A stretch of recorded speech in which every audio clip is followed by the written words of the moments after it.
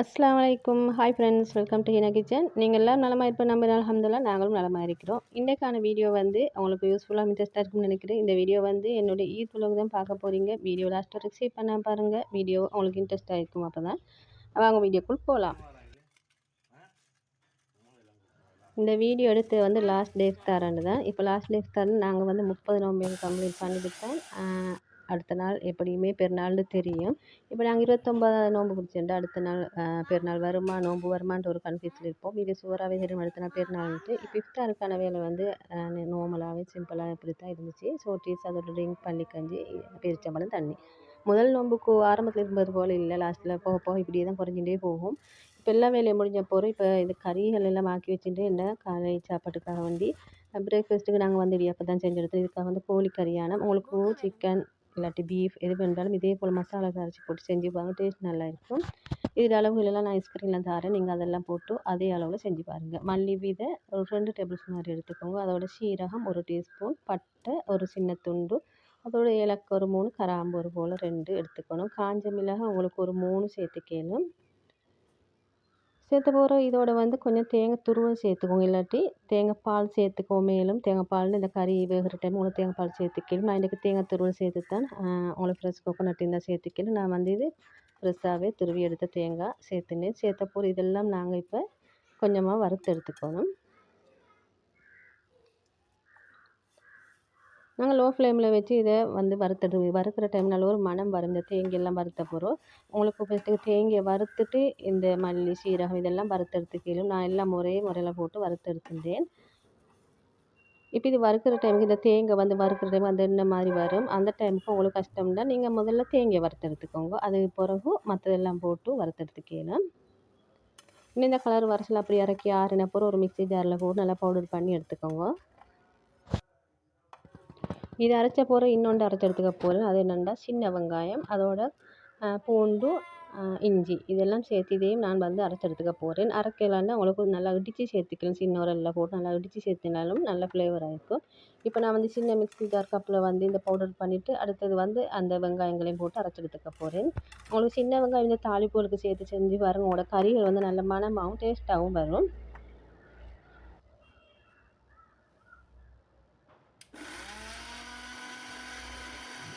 இந்த மசாலாலாம் அரைச்செடுத்த போகிற இப்படி தான் இருந்தேன். இப்போ இதில் வந்து தேங்காய் வந்து சின்ன சின்ன துண்டாக இருந்தாலும் பிரச்சனை இல்லை. உங்களுக்கு அது வந்து கறியில் போடுற டைம் நல்லா திக்காகி வரும். இப்போ அதை அடுத்து உரம் வச்சுட்டு இப்போ அதே மிக்சியில் வந்து நான் வந்து இஞ்சி பூண்டு சின்ன வெங்காயம் அதையும் அரைச்சி எடுத்துக்க போகிறேன். அதுவும் வந்து துண்டு துண்டாக தான் அரைச்சி எடுத்துக்கணும். இப்போ இதெல்லாம் எடுத்து அப்படியே வச்சுட்டு இப்போ நாங்கள் வந்து சிக்கன் கறியை ஆக்குவோம் எப்படின்ட்டு பார்ப்போம்.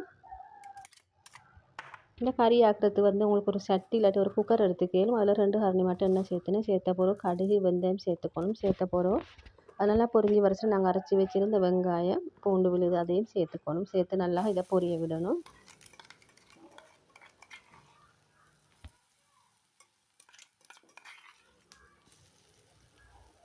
எண்ணெயில் போட்டபடி நல்லா கலந்துட்டுக்கணும். ஒரு கரண்டியால் கலந்துட்டுற டைமுக்கு இது நல்லா முருகி வர டைமுக்கு நீங்கள் இதோட வெங்காயம் தக்காளி பச்சை மிளகாய் கருவேப்பிலை ரொம்ப இதெல்லாம் சேர்த்துக்கணும். சேர்த்து இதெல்லாம் நல்லா கலந்துட்ட போது இதை கொஞ்சம் உங்களுக்கு இன்னும் கொஞ்சம் முருகணும்னா மூடி போட்டு மூடிடும். நான் வந்து இதுக்கு வந்து கொஞ்சம் உப்புத்தூள் சேர்த்து நல்லா கலந்துவிட்டு இதை அப்படியே முருக விட்டேன். அப்படி நல்லா முருகி வரணும் அதனாலே. இப்போ இதோட வந்து நாங்கள் அரைச்சி வச்ச மசாலா பவுடரையும் இதோட சேர்த்துக்கணும். மசாலா பவுடர் சேர்த்த போகிற ஒரு துளி கூட எண்ணெய் வராது. இப்படி எல்லாம் கலந்துட்ட போகிறோம். இதோட வந்து நாங்கள் சிக்கன் பீஸ்களையும் சேர்த்துக்கணும். இப்போ நாங்கள் என்ன கூடுதலாக சேர்க்குறோம் உங்களுக்கு 2 கரண்டி பதிலாக 3 கரண்டி சேர்த்துக்கலாம். இப்போ இதுக்கு வந்து தேவையான உப்பு சேர்த்துக்கணும். தனி மிளகாய்த்தூளும் சேர்த்துன்னு ஏன்னா நாங்கள் மிளகாய் போட்டு அரைக்கிறதில்ல. அந்த பவுடரில் வந்து நாங்கள் 2 மிளகாய் மட்டும் தான் போட்டோம். இப்போ இதோட வந்து மிக்ஸி ஜாரை நாங்கள் கழுவி இதோட ஊற்றிக்கணும். இதுக்கு தேவையான அளவு தண்ணி ஊற்றி நல்லா வேக வச்சு எடுத்துக்கணும். இது வந்து நார்மலாக வேக வைக்கிறதை விட கொஞ்சம் கூடுதலான தண்ணி சேர்த்து வேக வச்சு எடுத்துக்கணும். இதுக்கு உங்களுக்கு நெட்ஸுகள் இருந்தால் அதையும் அரைச்சி போட்டால் டேஸ்ட்டாக இருக்கும். அப்போ நெட்ஸுகள் எல்லா டைம் இல்லை. அப்போ நீங்கள் வந்து இதுகளை போட்டு அரைச்சி செஞ்சு பாருங்கள். அப்படியே கறி அடுப்பில் வச்சுட்டிங்கன்னா வெளியில் வந்து பார்த்தா இப்படியெல்லாம் நடக்குதுங்க எல்லாம். பெருநாள்னால சின்னவங்களுக்கு தான் பெருநாள். இந்த வெடில் வெடிக்கிறது இந்த கையிலெல்லாம் தெரிய வச்சு அந்த சுற்றுவான் அப்படியெல்லாம். இப்போ ஒரு வெடில் வெடித்ததுக்கு என்ன பயம் பயந்த உண்மையிலே சின்னவங்க மட்டும் பெரியவங்களுக்கும் ஒரு பயம் பாருங்க. எப்படியோ கொஞ்சம் டைம் பார்த்துட்டு அதையும் கொஞ்சம் வீடியோ எடுத்துகிட்டு அப்படியே வந்துட்டேன் கிச்சனுக்கு திரும்பவும். இது வந்து இடியாப்பத்துக்கான சவ்வரிசி கஞ்சி காய்ச்சி எடுக்கணும்ட்டு அதுக்கு ஒரு சட்டியை வச்சுட்டு அந்த சட்டியில் வந்து சீனியை போட்டுக்கணும். சீனி நல்லா கருக்கி எடுத்துக்கணும். சீனி வந்து கருகிராமல் அப்படி இந்த கலர் வரச்சில நீங்கள் இதோட தண்ணி சேர்த்து இந்த கலர் டார்க் ப்ரௌன் கலர் வந்துட்டால் போதும். இப்போ இதுக்கு உங்களுக்கு இன்னும் தேவையான அளவு சீனி சேர்த்துக்கலும், இல்லைன்னா உங்களுக்கு கருப்பட்டியும் சேர்த்துக்கலும். நான் வந்து சீனி தான் சேர்த்துனேன். சேர்த்து இந்த சீனியும் கரையிற மாதிரி நாங்கள் கலந்துட்டுக்கணும். இதோட கொஞ்சம் ரம்பையில சேர்த்துக்கணும். ரம்பையிலையோட உங்களுக்கு ஏலக்காய், பட்டை தூள் சேர்த்துக்கலாம். சேர்த்து இதெல்லாம் கலந்துட்டு போகிறோம். நாங்கள் சவ்வரிசை ஊற வச்சுக்கணும். ஊற வச்சு இதோட சேர்த்தா சவ்வரிசி நல்லா வெந்து வந்துடும். சவ்வரிசி நான் இதோட சேர்த்துட்டேன். கூடுதல் அளவு சேர்த்துக்கணும். வேண்டாம் சவ்வரிசி சேர்த்தா நல்லா திக்காகி வரும். சேர்த்த பிறகு நீங்கள் குறைஞ்ச நெருப்பில் வச்சு நல்லா அப்படி கலந்துட்டே இருங்க. அப்போ தான் இது வந்து நல்லா வெந்து வரும். இப்போ இதோட வந்து நாங்கள் திக்கான தேங்காய் பால் சேர்த்துக்கணும். தேங்காய் பால் சேர்த்து நல்லா கலந்துட்டுக்கணும். இதோட ஒரு பிஞ்ச் அளவு உப்பு சேர்த்துக்கோங்க. அப்போ தான் வந்து உங்களுக்கு சீனியை வந்து காட்டும் தூக்கலை. இப்போ இதெல்லாம் நல்லா கலந்துட்ட போகிறோம். இது அப்படியே கொதி வரச்சல இறக்கிடலாம். நான் வந்து கறியெல்லாம் மாக்கின போகிறது தான் அந்த சவ்வரிசி கஞ்சை காய்ச்சி எடுத்துனேன். கறி வந்து அன்றைக்கி பொட்டேட்டோ காலுக்காக்கி அடுத்து சிக்கன் கறி இதோட வந்து சவ்வரிசி கஞ்சி தான் செஞ்சு எடுத்துனேன். இதெல்லாம் செஞ்ச பிறகும் மார்னிங் தான் வந்து இடியாப்பம் செஞ்சு எடுத்துட்டேன். இதெல்லாம் அப்படி செஞ்ச பிறகு இப்போ அப்படியே வச்சுட்டு இப்போ வந்து பெருநாளைக்கு எது சரி செய்யணும் ஸ்வீட். அப்போ இது ஒன்றும் செய்யலை. கடையில் வாங்கும்போது தான் கடையிலையும் வாங்க கிடச்சல. அப்போ வந்து வீட்டில் கேக்குக்கான திங்ஸ் எல்லாமே இருந்துச்சு. அப்போ கேக் செய்வோம்ட்டு எடுக்க வச்சு அப்படியே இருந்துட்டு எப்படியோ ஒரு மாதிரியா கேக்கையும் செய்ய எடுத்துட்டேன். ஏன்டா எதுவும் செய்ய மனசு இல்லைன்னு அப்படித்தான் நான் பெருநாள் போச்சு. இந்த முறை பெருநாள் ஏன்டா போன முறை நாங்கள் எங்களோட புள்ளைகள் எல்லாம் இருந்தேன். இப்போ ஒரு மகன் இல்லை, அவர் வாப்பா கிட்ட இருக்கிறாரு. இப்போ அதனால் மனசே சரியில்லை. எப்படி இருந்தாலும் பெருநாள்ன்ற எல்லோரும் முறட்டில் இருந்தால் தான் பெருநாள். இப்போ இடியாப்பத்துக்கல்ல கேக்குக்கான திங்ஸ் எல்லாம் இருந்ததால் கேக்கே செஞ்சு வைப்போம். யார் சரி வந்தால் கேக் சரி வச்சு கொடுக்கலுமான்னு அப்படித்தான் ஒரு ஐடியாவில் கேக் கொஞ்சம் செஞ்சு எடுத்துட்டேன். இது அளவுகள் தேவைன்னா நீங்கள் கமெண்ட் பண்ணுங்கள். அப்போ நான் அளவுகள் எல்லாம் ஸ்க்ரீனில் சரி உங்களுக்கு வேறு ஒரு வீடியோவை எடுத்து போட்டுறேன். நீங்களும் உங்களுக்கு வீட்டில் கேக் ரெடி பண்ணிக்கணும். பெருநாளுகளுக்கு இல்லாட்டி எங்கேயும் போகிறேன் அப்படிகளில் நானும் கேக்கிங் கிளாஸ் அது ஒன்றும் போகலை. வீட்டிலேருந்து தான் கேக்கிங் கிளாஸ் படிச்சிருந்தேன். அப்படின்டா யூடியூப்பில் பார்த்து தான் அப்படித்தான் எப்படியோ ஒரு மாதிரியாக சரி வந்துட்டுது. ஏன்டா ஆரம்பத்தில் எப்படியுமே சரி வரல. ஒரு முறை பிள்ளை ஆகும் திரும்ப தவறு நடக்கான்னு அப்படி இல்லை. மாறி மாறி செஞ்சு எப்படி அந்த அளவுகளை கரெக்டாக பிடிச்சி தான் கேக்கு செஞ்சிருந்தேன். ஒரு முறை கேக் செஞ்சேன். எப்படியும் ஒரு 2 கிலோ கேக் மட்டும் அதை வந்து அப்படியே எல்லாமே நாசமாயிட்டு அப்படியே எல்லாம் தூக்கி போடவாயிட்டுது. இப்போ இது அதுக்கு பிறகு வந்து எல்லாமே கரெக்டாக நான் அந்த அளவுகளை வச்சு செஞ்சேன். இப்போ டைமை பார்த்து நைட் வந்து 11:45. ஆனால் புள்ளைகள் ஒன்றுமே தூங்கலை. இப்போ வீட்டையும் கொஞ்சம் மொப் போட்டுட்டு தூங்கிட்டா அப்போ காலையில் டைமுக்கு எங்களுக்கு வேலையும் கொஞ்சம் ஈஸியாக இருக்கும். வீடும் கொஞ்சம் நல்ல ஒரு ஃப்ரெஷ்ஷாக இருக்கும்ட்டு தான் கொஞ்சம் மொப் பண்ணினா வீட்டில் கொஞ்சம் டஸ்ட் இருந்துச்சு. அதெல்லாம் முதல் நாள் செய்ய இருந்தது. ஆனால் டைம் இல்லாததால் நான் நைட் அப்போவே செஞ்சுட்டேன். கேக்கு வந்து பேக் போடு அப்படியே அவனில் போட்டுட்டு இதை வந்து இங்கெல்லாம் செஞ்சு எடுத்துட்டேன். மொப் பண்ண டைமுக்கு அவவும் வாங்கிட்டு அவவும் நானும் மொப் பண்ணிட்டு எடுத்துட்டு கொஞ்சம் மொப் பண்ணிட்டேன். என்னுடைய அன்றைய நாள் வந்து நைட் கொஞ்சம் தான் தூங்கினேன். டைம் இல்லை, பிஸி ஆகிட்டுது. எல்லா வேலையும் ஒரே நாள் இழுத்து போட்டு செஞ்சதால் இதெல்லாம் நேர காலத்துடைய கொஞ்சம் கொஞ்சமாக பார்த்து வச்சுட்டு எங்களுக்கு வேலையும் ஈஸியாக இருக்கும், டைமும் சேவாக இருக்கும். அப்போ எங்களுக்கு நிம்மதியாக இருந்துச்சு.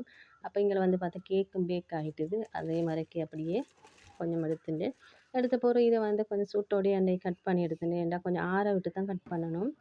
கேக் ஒன்று செஞ்சுட்டாலே சின்னவங்க விருப்பம் தானே. அப்போ ஒரு துண்டு சரி கட் பண்ணி கொடுத்துடணும். அவருக்கு கட் பண்ணுற டைம் ஒரு துண்டு கட் பண்ண சொல்லி எடுத்துட்டேன். முதல் கட் பண்ண சொல்லி அப்போ நீங்கள் கடையில் எடுத்து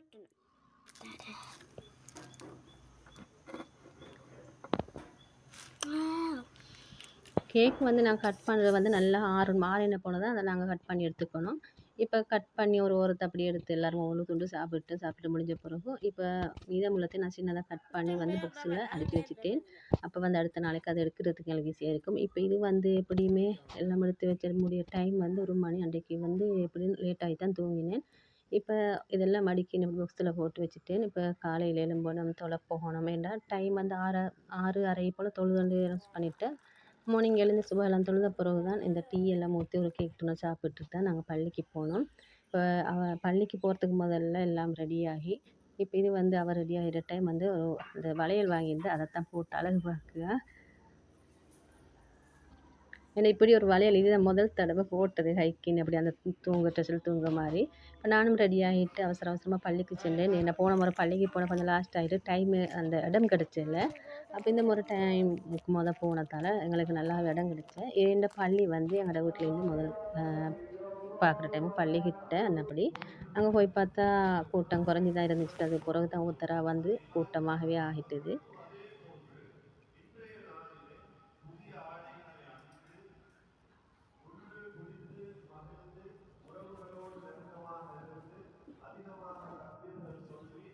தொழுது முடிஞ்சு வந்து துவாக கேட்டுட்டு துவா கேட்ட பிறகு யாசீன் ஓதினோம். யாசீனையும் ஓதிட்டு பயான் இருந்த பயான் அதையும் கேட்டுட்டு எல்லோரும் முசாபா செஞ்சிட்டோம். முசாபா செஞ்ச பிறகு தான் நான் பள்ளியிலேருந்து வெளியே வந்துட்டேன்.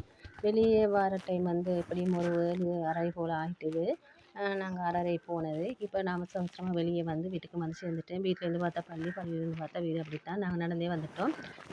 வாகனத்தில் போகிற அளவுக்கு இப்படி பெருசாக தூரம் எதுவும் பெருசாக இல்லை. இப்போ வீடு வந்து சேர்ந்த பிறகு முதல்ல வந்து கொஞ்சம் ஃபோட்டோகள் எடுத்துட்டு என்ன புள்ள நான் ஃபோட்டோ மட்டும்தான் எடுத்தேன். அவசரமாக எடுத்த பிறகு இதை ஃபோட்டோகள் வந்து வெளிநாட்டுகளுக்கு அனுப்பணும் அப்படி ஒருத்தர் குடும்பத்தாருக்கு அனுப்பணும் அப்படின்றதால இப்போ முதல் வேலை வந்து வந்த பிறகு வந்து இந்த பெருநாள் காசு அது கொடுக்குது. பெருநாள் காசு ஒன்று கையில் கொடுத்தாலே இந்த சின்னவளுக்கு அப்படி சந்தோஷம். சின்னவளுக்கு மட்டும் பெரியவங்களுக்கு தான் பெருநாள் காசு கிடச்சோன்னே அவளோட ட்ரெஸ்ஸோட ஒரு பேக் வந்துச்சு. அதே கலரில் அவங்களுக்கு பார்க்க சிலை விளங்கும். அந்த பேக்கில் போட்டுண்டு உடுப்பு கடையிலே கொடுக்க சில வாங்கி இதில் பெருநாள் காசு நிறச்சி வாங்கிக்கலும் உங்களுக்குன்ட்டு இப்போ அதையும் வாங்கிட்டு கொஞ்சம் அவருக்கு சந்தோஷம். அப்போ அதை என்ன கொஞ்சம் கையை கொடுத்துட்டு இப்போ நான் போன அவசரமாக இப்போ கிச்சனுக்கு எந்த இடியாப்பம் செய்யணும் எந்த வேலை அப்படி இருக்குது. கறியை செஞ்சுட்டு இடியாப்பம் செய்யலை. இப்போ லாஸ்ட்டாக தான் இந்த இடியாப்பம் செஞ்சு எடுத்துட்டேன். கறி ஆக்குறதுக்கு வந்து கொஞ்சம் டைம் எடுக்கும். இப்போ அந்த இடியாப்பம் செய்கிறதுக்கு எனக்கு அப்படி பெருசாக டைம் ஒன்றும் இல்லை. 5-10 நிமிஷத்தில் செஞ்சுடலும். அவசரமாக இடியாப்பத்தையும் பொழுது ஈஸ்டம்பரில் வச்சு நான் அவிச்சு எடுத்துட்டேன். எடுத்து அதை அப்படி ஆற வச்சுட்டேன். ஆறின பிறகு நான் வந்து இப்போ அடுத்தடுத்த ஒரு கறி அடுத்து எல்லாம் எடுத்து வச்சுன்னு இது ஒன்றும் வீடியோ எடுக்கல. அண்டே வந்து நோம்பு இப்படி தான் போணுச்சு. இதெல்லாம் சாப்பிட்டு விட்டு கொஞ்சம் க்ளீன் வேலை வச்சு அதெல்லாம் பண்ணிவிட்டு இதெல்லாம் கழுவி வச்சு எண்ணெய் அப்படியெல்லாம் செஞ்சு வச்சுட்டு கொஞ்சம் தூங்கி எழும்பினே நேண்டா நைட் ஃபுல்லாக அப்படி தூக்கம் இல்லாததால் இப்போ தூங்கி எழும்பின பிறகு பகல் சாப்பாட்டு மீதம் ஆயிடுச்சு. கறி இடியாப்பம் எல்லாம் சூடு பண்ணி அதையும் பகல் சாப்பிட்டோம். சாப்பிட்டு விட்டு ஒரு 5 மணி போல் தான் வீட்டுக்கு போனோம். வீட்டுக்கு போயிட்டு அங்கேயும் கொஞ்சம் நேரம் டைம் ஸ்பெண்ட் பண்ணிவிட்டு அங்கேருந்து நாங்களும் வந்து சேர்ந்துட்டோம் வீட்டுக்கு. அல்ஹம்துலில்லாஹ் எங்களோட இஃப்தார்னு சொல்லப்படுது. இஃப்தார் எங்களோட ஈத் உலகம் இப்படி தான் போணுச்சு. அல்ஹம்துலில்லாஹ் உங்களோட ஈத் உலகம் எப்படி போணுச்சு நீங்களும் மறக்காமல் கமெண்ட் பண்ணுங்கள். உங்களோட இடியாப்பமா பிரேக்ஃபாஸ்ட்டுக்கு புட்டா ரொட்டியா தோசை அப்படின்ட்டு உங்களோட பிரேக்ஃபாஸ்ட் சாப்பாடு நன்று மறக்காமல் கமெண்ட் பண்ணுங்கள். இந்த வீடியோ வந்து லைக் பண்ணி ஃபேமிலி பற்றி ஷேர் பண்ணிக்கோங்க. புதுசாக பார்க்க மறக்காமல் சப்ஸ்கிரைப் பண்ணி வச்சுக்கோங்க. உங்களுக்கு இந்த வீடியோ இன்ட்ரெஸ்ட்டாக இருக்குன்னு நினைக்கிறேன். இன்னும் ஒரு இன்ட்ரெஸ்ட்டான வீடியோ சந்திக்கும் வரை எல்லாருக்கும் அஸ்ஸலாமு அலைக்கும் வரஹ்மத்துல்லாஹி வபரகாத்துஹு.